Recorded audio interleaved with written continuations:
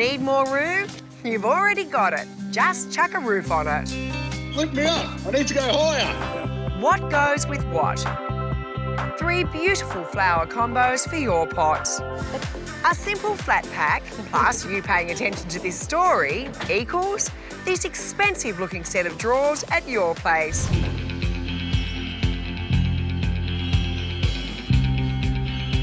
Well, Father's Day is just around the corner, so there's no better way to express our love for all things Dad than by creating an extended living area out the back of this place for Matt, the very special dad who lives here. If we're building an extension, don't we need Adam? Yeah, stick with us. We've got a solution for that. Okay.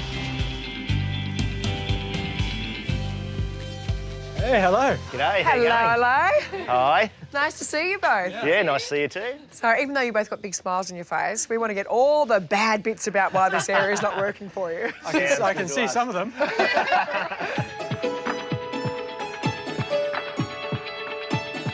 This is our backyard area, which we don't get to use a lot, unfortunately, because it gets a full western sun in summer, so you could literally fry an egg on the side of the house, it's that hot. And the grass, well, we've got a lovely Labrador, but he loves to use that as his toilet, which kills the grass.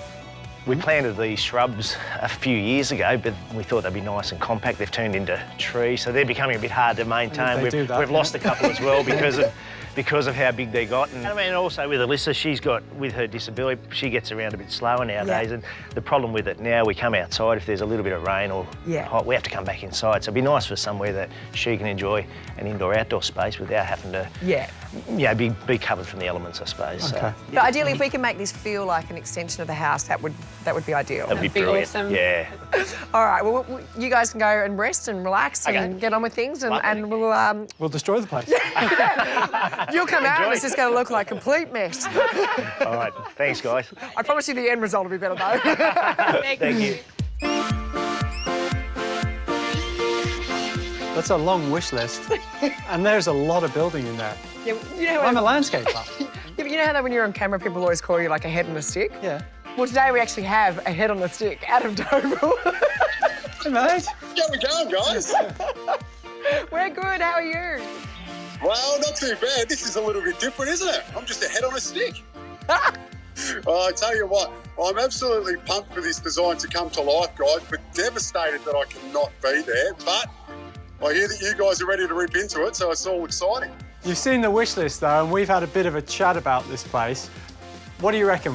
Where's your head at with it? Basically, it's going to be an extension, but not any old extension. We're calling it a cheats extension because it's going to have no walls, and the setback and the pure size of it, it's actually a pergola. It's going to be an extension of the house with cladded ceilings, a screen to make it feel like a room, plus somewhere comfy to sit and enjoy those lush new gardens.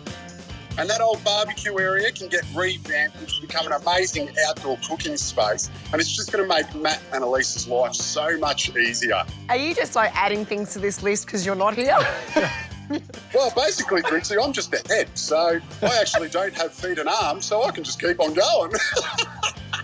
The worrying thing is I know you're in your underpants still, but it sounds fantastic. Well, guys, it sounds like you're pumped. You're a little bit nervous, but you're ready to get ripped into it. Let the extension begin!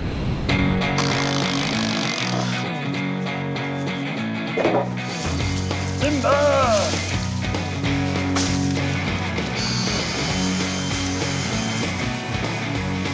So, Charlie, what do you reckon is the issue with these trees? Where they go wrong? Well, there's a couple of things. Yeah. First, it's the wrong choice. Okay. Because this is an enormous rainforest tree. Yeah. So it just wants to get huge and it wants to grow out. Okay. And they've been grown in a raised planter, right, which isn't ideal. They also haven't been pruned enough. So if you do go for a big tree, you can keep them small, but you've got to keep on wrangle it. You've got to keep pruning it. And these have just been let go. Just looks a bit scrappy, doesn't it? It looks a little bit scrappy. They're taking up too much space. So I think if we can get rid of this garden bed and plant in the ground and start pruning straight away, we'll get something which comes back here rather than out here. Yeah, OK. It'll make it feel bigger. All right, well, I'll move that little root box and you can keep going here. There you go. We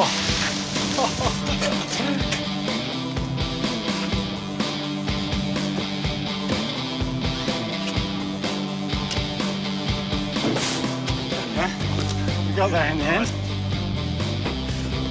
How's the soil over there, Griggsy? Do you know what? It's actually fantastic. So I think think that's right. We'll keep it on a tarp around the side and we can actually reuse it. Nice.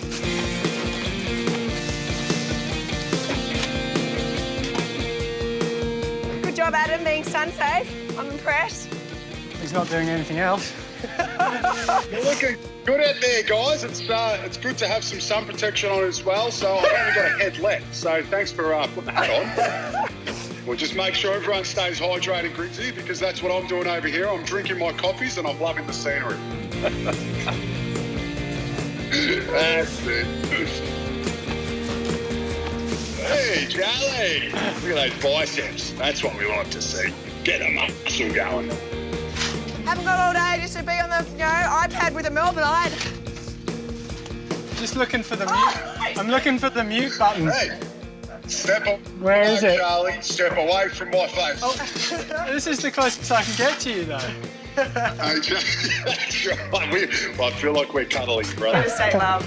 Good work, Josh.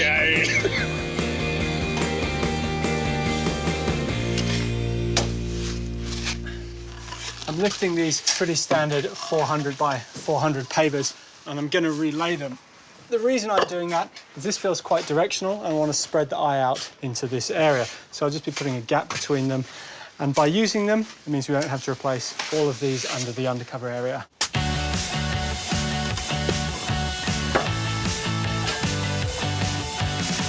Well, Charlie, you were a man of your word. You said to Matt and Alyssa that we would just turn their whole backyard into... Make a mess. Make a mess. That's what we said. We've done it. Our work here is done. Yeah, and I guess coming up, we're going to be making less of a mess. I hope so.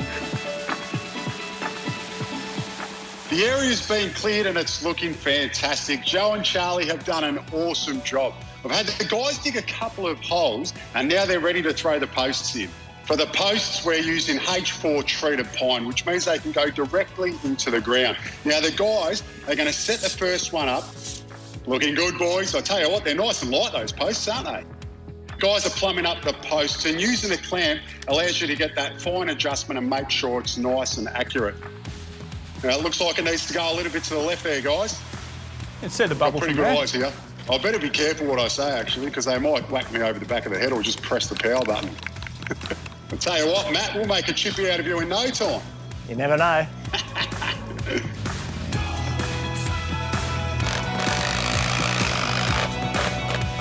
Look at that. Look at this. Lucky last. Nice This and looks plumb or what? great. Very much done. Hey. Oh, I recognise that voice. Oh, you cold, are you, Ads? You know, down here in Melbourne, you need to put your scarves and your little top hat on. What do you think about what they've done?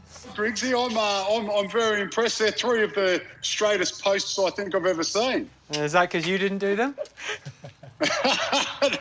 That's because Matt's showing me up. I think I might be obsolete after this shoot. And on that note, we are going to steal the lovely Matt from you. We've got a bit of a Beautiful. shopping spree to take you on. You ready? Fantastic. I hope you shop as well as you put posts in. Matt's a man of many talents. He can shop, he can build. Jack of all trades. Where's that mute button again? Hey, Joe, Griggsy. away. He can't follow you. You can just walk away. It's good. Hello? Hello? Have they left me here by my... Who's going to be my legs and arms? I'm just a head. Guys, we've still got to put rafters up. What about the perimeter beam? Hello? Oh, geez, it's going to be difficult. OK, Matt. We've seen your tool shed. We know that you're a man who loves his tools. I do. I do. So, this is going to be a bit of fun for you. Let's get into the good stuff, huh? The good stuff. This is your holy grail. It's Graceland. Graceland. Well, I mean, there's literally something for everyone. there is. Yeah, there is. I definitely need a new circular saw. Circular saw? Yep. All right. This way? Hang on. I feel like I'm handing over a little baby to you. Here you go, Dad. Oh, thank you so much. Isn't he cute? Watch out, he bites. That is awesome. You'll need a rotary hammer as well. Yeah, would love a rotary hammer. Because Charlie's might gift it to living me. out his childhood dreams through me. That's brilliant. Lovely, that's great. You need a friend called Matt who's very generous at sharing with his tools. You can come over anytime. You put the hooks up and there'll never be any tools on there. But the garden's that way. I'm just gonna No, Go on, Charlie, centre. look right. Okay. Look right. Ignore plants for a minute. Look at these. Yeah, that'd be cool. What do you think about these? Oh, yeah, that's comfortable. They're really comfy. Yeah, very nice. You look like a peacock. It's good. Yeah, thank you. Two little peacocks. Two little peacocks. Two little peacocks. Well, you know what? We might grab a couple of these. Sounds good. Yeah? Yeah, I like them. They're good. Excellent. Actually, might get someone to grab a couple of these. That's just for Charlie's house. What do you need, Matt? You get whatever you need. One of those for you, but you need it. All right, well, got I'm other going to get things something for Matt. How about that? Yeah, lovely. Perfect. that? Yep. So, Barbie? Awesome. Excellent. Fantastic. Do you remember that excitement that you had when we were near the tools? Mm-hmm. Watch Charlie's face now. Charlie, we're going to the nursery.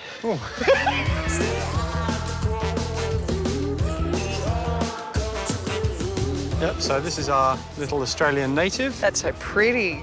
Front of gardens or rockeries. That's quite nice. Perfect Beautiful. Father's Day gift. Thank you. It's lovely. There you go, Dad. Thank you. Thank you, son. That would be so weird. It would be really weird, wouldn't it? We might get the rest delivered, hey? Let's do that. good. I'm off. And look for more plants. We'll catch up with him later.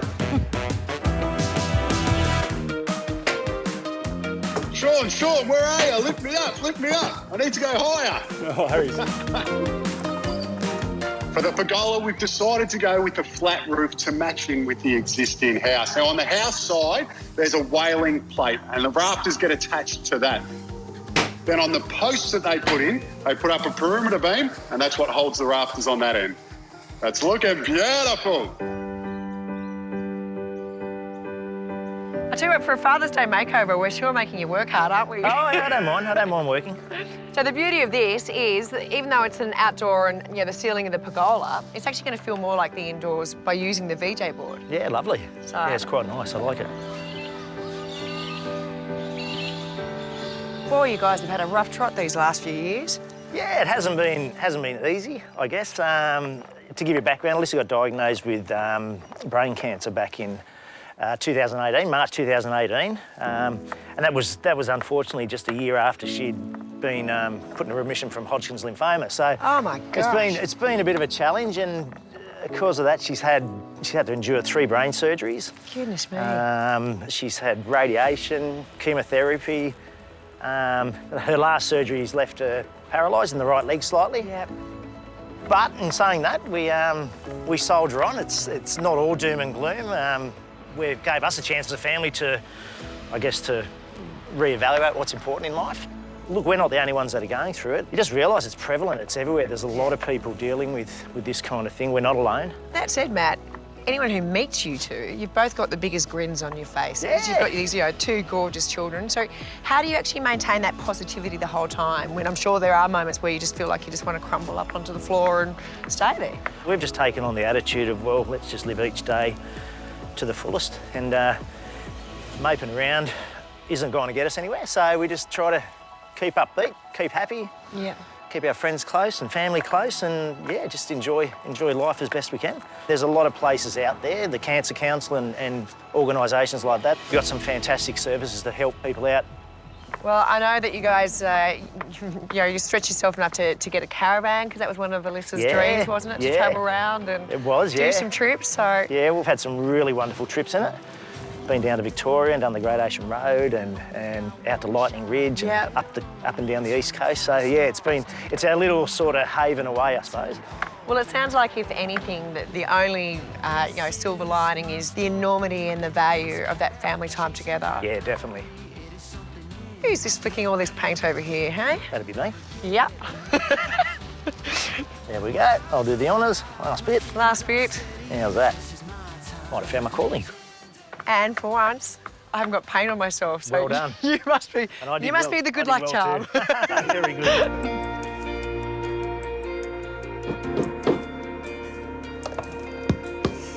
With all the grass gone, you can see we've actually got quite a big area, and I'm really looking forward to getting lots of plants in there. I am relaying a path though, because we do need access. I picked a string line along the back to give us a nice straight edge, and then I'm going to stagger the pavers in and out to the garden bed, and then stagger the planting back. That's going to make it feel less directional, make it feel bigger.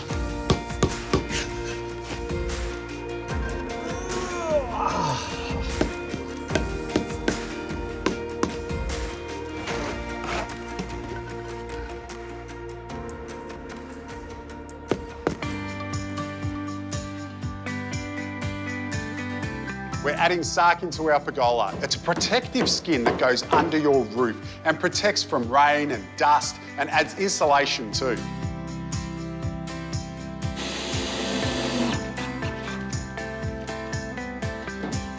Those VJ boards that Matt and Joe so kindly pre-painted go up to line the ceiling. We've built ourselves a room.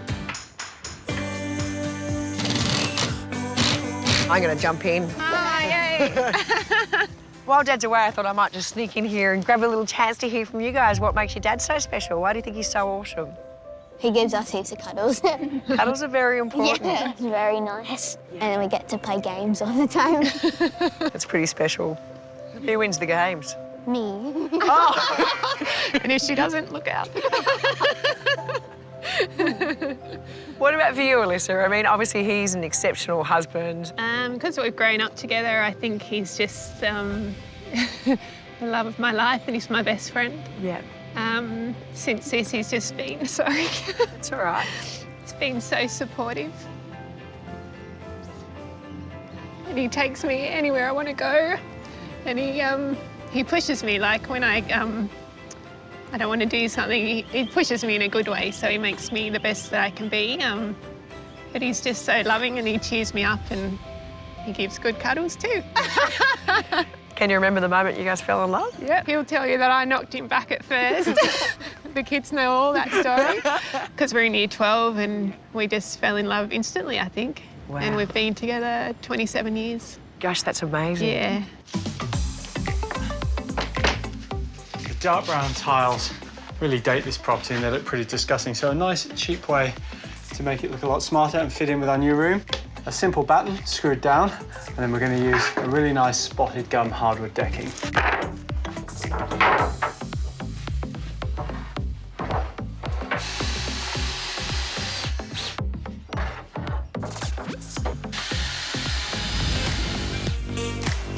Our Father's Day extension for this very special family is nearly complete. But before we get them out here, let's get into the garden.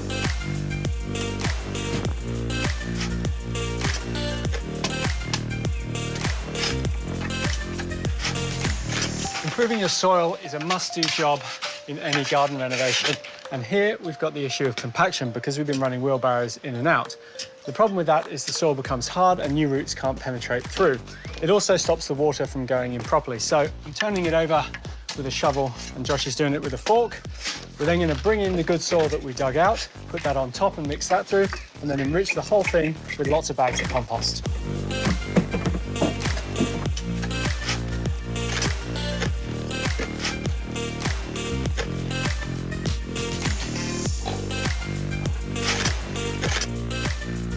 Soil prep done, it's time to get on to the fun bit, planting. And I'm starting with these. These are our hedging plants called a water housia or a weeping lily pilly. Now, we did rip out lily pillies and I'm replacing it with lily pillies, but they're actually a really good plant for this situation because they can be kept nice and trimmed and they'll stay really narrow. Just got to teach Matt how to look after them.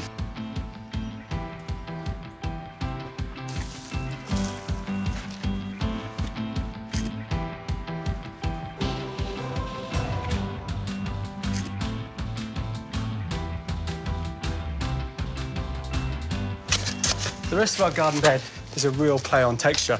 We've got rounded shapes with the Raphiolepis and these coastal rosemary, but then upright with copper spoons and these grasses. But my favourite plants here have to be this woolly bush and then this Acacia cognata. They've got this lovely feathery foliage, and having them at the back of the garden bed with a bit of height in the woolly bush and down lower in the front with the acacia.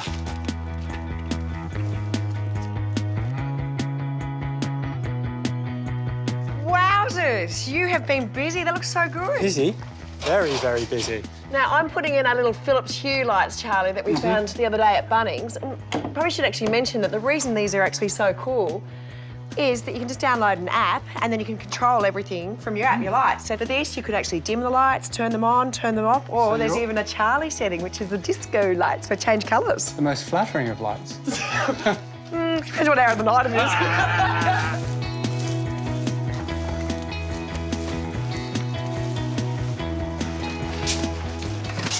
I'm actually using a combination of mulches in this garden bed. Because we want our hedge to perform to the best it possibly can, I'm using a Drought Master mulch, which is a mixture of compost and wood chip. That's just going to mean it's going to push on a lot faster and we'll get that lovely dense hedge. Around the rest of our plants, which are a bit more drought tolerant, I'm just using a crushed granite. Now this is going to compact down, it's going to give us a great designer look, but it still allows the water through. All right, Marty teacher. This is very much what's happening at the moment. You're just going to give me, using technology to advise me how to make these screens. Yes, that's right. And I feel bad. You're doing all the heavy lifting. I'm just here just talking. With no legs or arms still. Nothing's changed. But it is a very easy screen. We've just got some pink prime pine and you're just going to cut 7 lengths to 1915. 1915? And I'll be the studs. All right.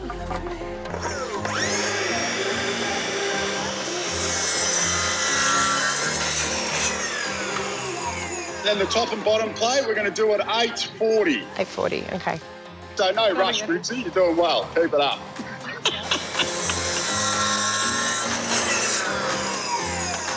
A bit slower than Adam, but, we'll get there eventually.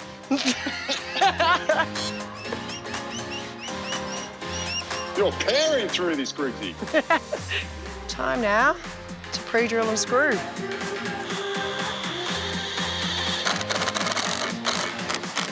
Well, look at that, a remote digital apprenticeship. What do you think, Master? That's a way of the future, Briggsy. Good job. Let me out, let me out.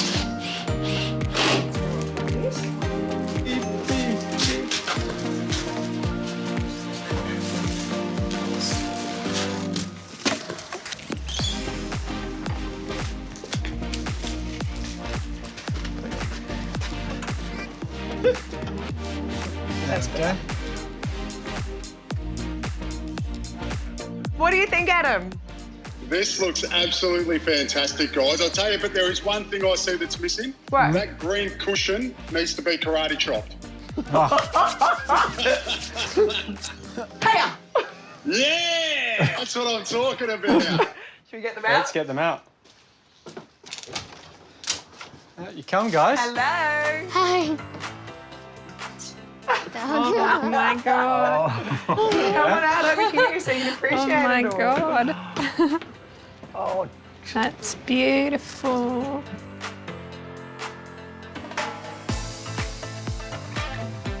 I've gone to mush. You've gone to mush. It's stunning. Hello, It's mate. so beautiful. Hi, Adam. This is just fantastic. It's amazing.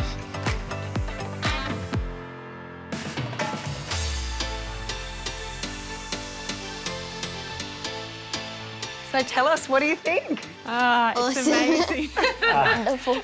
I'm speechless. I'm absolutely speechless. It's just, a very big wow factor. it's more than we could have imagined. We imagined a pergola, and that was sort of it. We never imagined such a. It's an extension of our house, so it's just absolutely fantastic. We're very humbled and very spoilt. Very grateful. Very grateful. Well, I've got to say, just seeing that picture of the family out here together is exactly what we hoped for. It's something we've always wanted to do, but never had the money, so that's really good. Thank you. Yeah, and it's going to make such a difference for this one as well, because she'll really get to enjoy the outdoors now, which she hasn't been able to do much of lately. So it's more than just, I mean, it's an absolutely beautiful space and beautiful garden, but for us it's a life changer, so thank you very much. Make it better, it won't take long. It's your world you wanna find.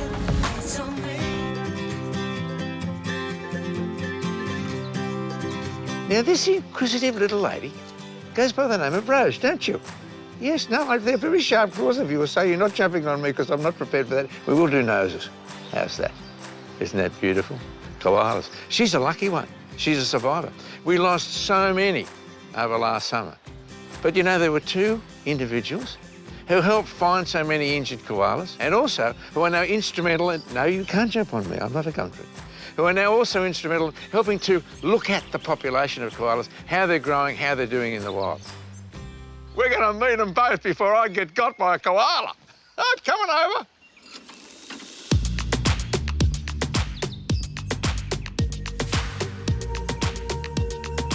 Ryan, Is the dog's trainer? I don't mind we do that or we do that, doesn't matter to me. Okay, so introduce me to the dog. So this is Taylor. She's a 5-year-old working line English Springer Spaniel. This is a specific line of dogs developed to use their nose. That's right.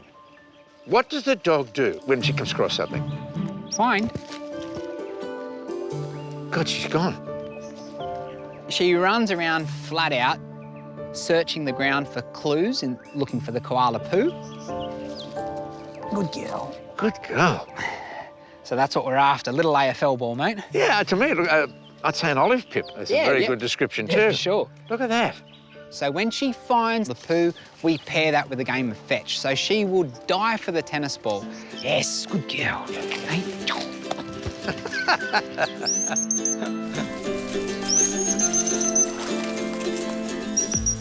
Depending on how fresh they are, we then might have a look from afar, or we'll let the people at the koala hospital know, or depending on who we're working with, then we'll start surveying the canopy. Good girl, okay. If she smells a live animal, she'll usually sit and point. But the dog's moving so fast that as long as the dog stops somewhere, we usually know we found something. So that's what we're looking for. We're looking for the dog to stop moving. Over what sort of area do you work? I mean, and how many Ks a day would she cover? So depending on how thick the understory is, we may cover up to about 35 kilometres with her. And in optimum conditions, for every step that she does, she can air scent up to 100 metres away. I couldn't smell a meat pie at any more than 20 metres, could you? No, I'd struggle. Hey, shows you how weak our nose is. Yeah. And I'm always talking about the nose of a dog, just how powerful it really is, and what they can smell. It's their dominant sense. They love using it. It's their superpower. What are all these collars for? So the first one is her working dog collar, so it labels her as a conservation dog. It's nice and high vis. Yeah. And the second one is her tracking collar. And that tells me all sorts of information about where the dog is, how far it's covered, and also what speed it's moving at, and perhaps what average speed it's been moving at throughout the day, so I can manage her energy, her enthusiasm, and her welfare. And that's the aerial there? That's the aerial, and that transmits back to my handheld device, which tells me everything about where we are and what the dog's doing. This was fired around Christmas time, I think, or just before Christmas, wasn't it? Port Macquarie really got hammered. It sure did, The losses of koala in this area, it was pretty amazing. I mean, the colonies just got decimated. So your job is, I guess, twofold. One, you were there probably just after the fires, were you, looking for injured animals? Yep, absolutely. And what's your job now? Sort of surveying to see how many are back in the wild and what? Yeah, and what are our hot spots in the area? So going back and seeing, have they returned to these areas, or have they hung on the edges of the fringes where we are now, where there's still a little bit of green, and we're trying to work out what areas are important to them now and how many are there. The fires were so bad that they forced some koalas out of the bush and into local parks. You could easily miss that. Oh, very easily. Now, this is interesting because, I mean, this is a park. Yep. Kids are playing, houses all the way up and down that side of the street, and yet we've got a koala there. Native wildlife haven't got much to eat out there, so they've found their way into suburbia. So this is really their only source of food, or lots of food. There wasn't much where we were, that's for sure. Yeah, okay. yeah. And this is where you get your problem with dogs, of course. Yeah, dog interactions. You can imagine if she decides to move somewhere else, she's going to have to come to the ground. That's not connected really to a canopy. So as soon as she hits the ground, she's very vulnerable to off-lead dogs, or if she has to go through backyards, other ones as well. So what type of tree is that? This is a tallow wood, one of the common species of trees around here that the koalas love. Yep. We've got some swamp mahoganies in here as well, which is their sort of chocolate cake as well. So she could migrate into the... Most definitely, yeah. But there she is out in the open. So the sheep are part of a few animals that we have here that we use for the dogs as a distraction, or something they must learn to ignore and to never chase. And we want that same concept to go across to things like kangaroos and possums and any other wildlife. We want our dogs to only focus on their target and ignore everything else. The dogs must also know that they need to stop. If anything runs in front of them or anything flies in front of them, they need to be able to stop and stay. Yeah. Or come when called, no matter what the distractions are. So for, I think, pet dogs as well, the two most important things that might save your dog's life is how to stay and how to come. And that's what we want to prove to no end with all of our dogs. We'll do a little test with Taylor where we get two of her favourite toys and see if she can stop when they're flying in front of her nose while she's running and even come away from them. So that, for us, is like the ultimate test. We know how much they love their toys. If they can stop and come away from their toys in flight, they can easily back away from a koala or a kangaroo on the ground. Play, Mum. The pitch of this whistle is specifically designed for dogs like Taylor to be able to hear really well. Fine. One pip means stop. Means come when called. Yes! Ah, good girl! Good girl, you got it. Clever dog. Spin. Spin. Okay, so for me, this is an interesting situation. She's a dog, you said she's 4, 5? 5, yeah. 5 years of age, right? How long did it take you to get her to this stage? Honestly, she knew the nuts and bolts of it within a couple of months of work. About 2 months is usually enough for what we would say the smell is imprinted. So the dog knows for certain that's an important smell. How did you get her to use that wonderful nose of hers and actually find koala scent? Well, the concept is actually pretty straightforward. We know how much she loves toys and in particular loves the tennis ball. If we pair that toy with the smell of the koala poo, the dog literally thinks the koala poo will produce that toy or will excite me so much that I'm going to give the dog their favourite toy.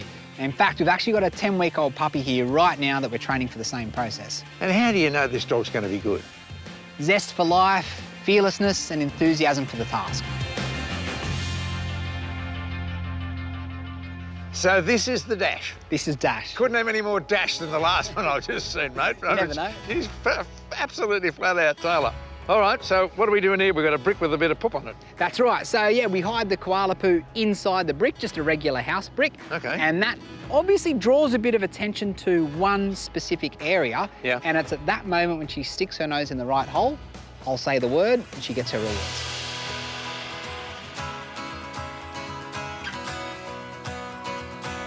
We all know our koala population has suffered a really big smashing with all the bushfires that have gone around. And how are they doing now?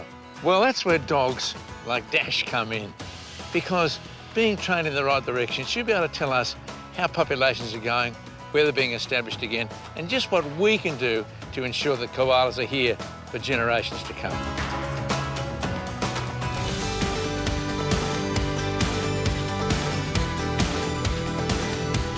There's just something about walking through a field of flowers that makes you feel happy. And of course, nothing says spring quite like a field of daffodils as far as the eye can see. Now, not all of us have room at home for a patch like this, but there are ways that you can still have spectacular bulb colour at your place. But right now, I just want to take it all in. This is Druitt's Bulbs, about an hour from Melbourne in the beautiful Dandenong Ranges. Now, they grow all sorts of different bulbs, and the man behind it is Tim Druitt.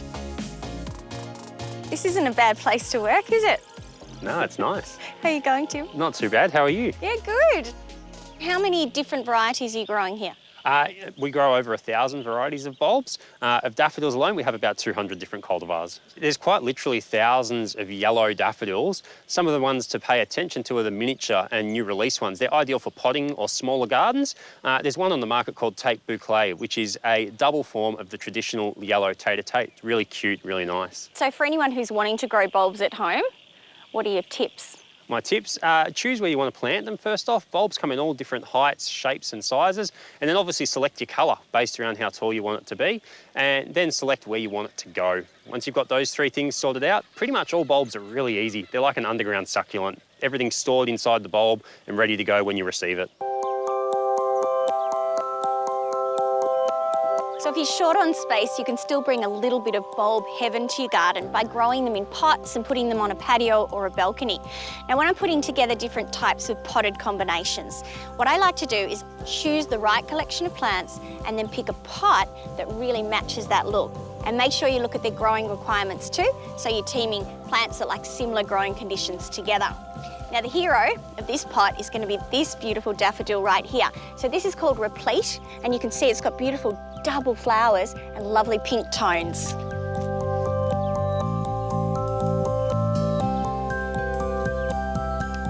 I'm going to combine these daffodils with some beautiful hellebores, which are in flower at the same time. And then we're going to top it all off with some more bulbs and annuals.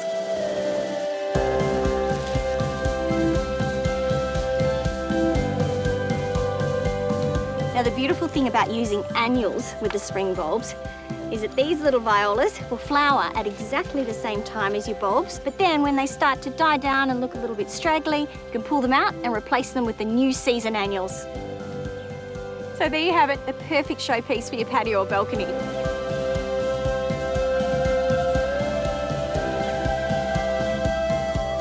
All of our spring flowering bulbs are in bloom now, but it's also the time when you plant your summer flowering bulbs. So that's things like your gladioli and your liliums. I just have to show you this one. Take a look. This is a new variety called Night Rider. Can you see how intensely black that flower colour is? Just beautiful.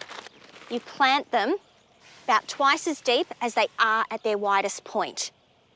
Now, I think a brightly coloured pot like this screams out for a bright collection of plants. So I'm going to start by putting a beautiful red tulip at the centrepiece. This is one called Red Saigon. And you can see it's got a beautiful fire engine red flower with gorgeous centres. Now the tulips and the other taller bulbs will form the centrepiece, and then I can build all around it.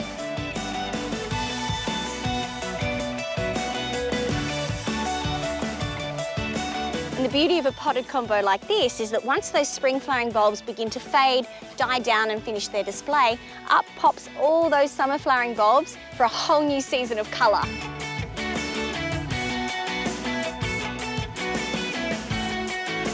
So for this planting combination, I want to do something that's a little bit more daring and modern. So I've gone with a white terrazzo looking pot, and I'm going to fill it with a combination of tulips, red and purple foliage, some variegated foliage and red flowers to really make this combination pop.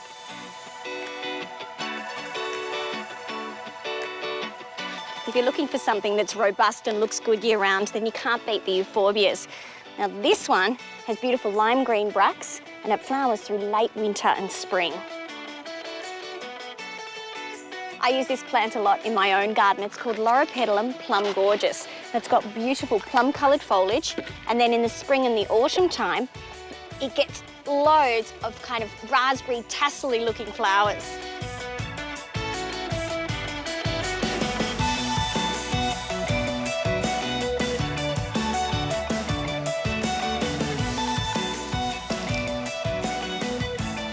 Now you've probably noticed that when I do potted combinations, I like to kind of cram the plants in there. The reason I do that is to get a really nice instant look. And then in a few months' time, if some of the plants are looking overgrown or the competition is getting too much, then you can just quite simply cut some of the plants back or pop some of them out into the garden and then refresh the whole look of the container.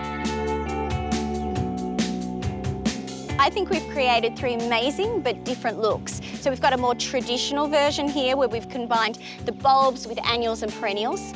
We've made a showcase of all bulbs with a few hidden surprises at the bottom. And we've created a modern showpiece using red tulips and some decorative foliage. So I think no matter what your style, there really is a bulb for every potted occasion.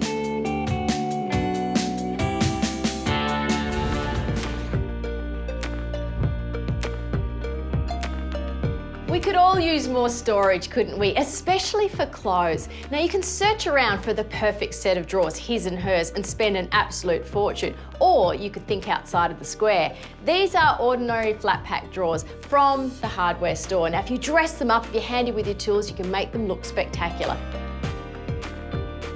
Remember the gorgeous bedroom makeover from last week? Well, those stunning his and hers drawers are what I'm going to show you how to make today.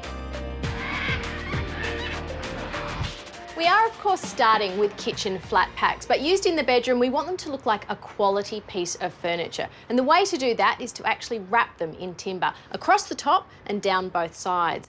Now depending on your budget you can buy timber in all different styles. You could use laminated plywood or chipboard, you could actually use pine or mixed hardwood like we are here. Now this would look great in a kitchen in its blonde colour, but to get that luxe look in a bedroom you might like to go for a stain varnish. This one's nice and dark and it's going to give it a beautiful rich look. So what I do is I generally start sort of toward the middle of the piece and then work my way over to the edge. That way, it won't bleed down the sides. Always work in the direction of the grain, that way you'll get an even look. And don't use too much. You're better off to have a couple of thinner coats rather than one thick one.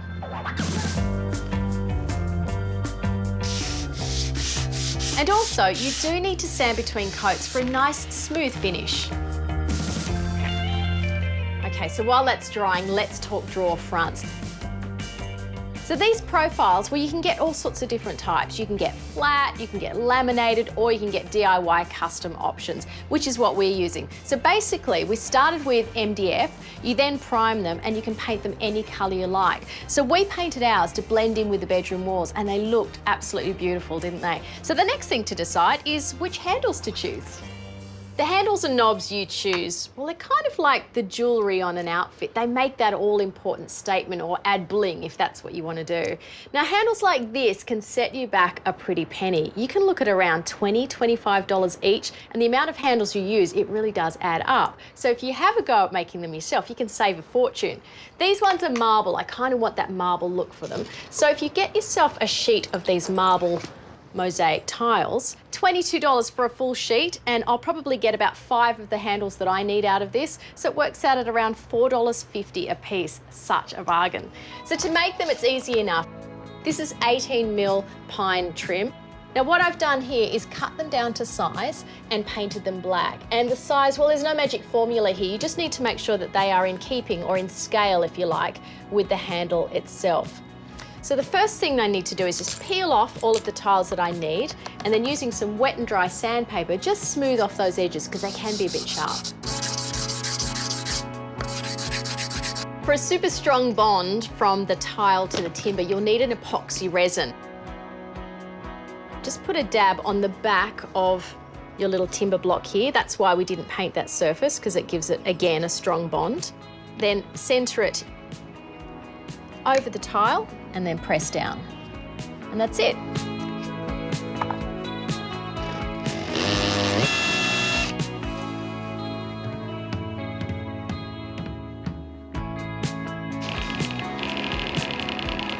There we go.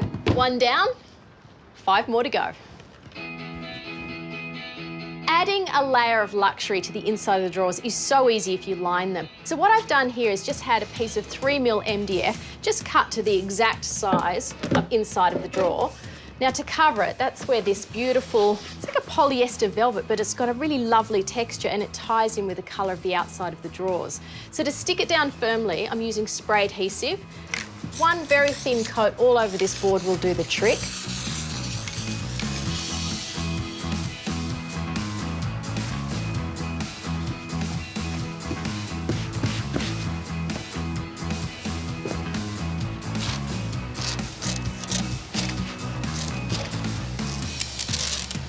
On the other side, just to hold those edges, I've just got some double-sided tape. And if you miter those corners, it gives you a neat finish. Now, one last trick, you can make yourself a little loop. So just take your fabric, a long strip, fold it into thirds, and just hold that in place with some double-sided tape. So anytime you need to take it out, all you need to do is just pull the loop up, and out it comes. That is the most snazzy drawer liner in town, but if you want to go 1 step further, you can actually make your own very simple drawer dividers, which helps to keep everything neat and tidy. Pine is great. It's a nice soft timber, easy to cut. So you can have 1 division either in the middle or you can offset it. And then you can just get smaller pieces as well and just chuck those in as well and just work out what you need. And you know the drill, you just glue and screw it all together and you'll end up with something that looks a little like this. And as you can see, what's so great about this is if you change your mind or if you just want a different configuration, out it comes, and you can start again. Come on, muscles, you make me look good. So I think now you can see how this is all coming together. We've actually attached the sides first of all, and now this top just finishes off the look. Kind of like a kitchen island bench, you get that waterfall effect. Now it's more like a finely crafted piece of furniture rather than a couple of kitchen flat packs. Next up, the drawers.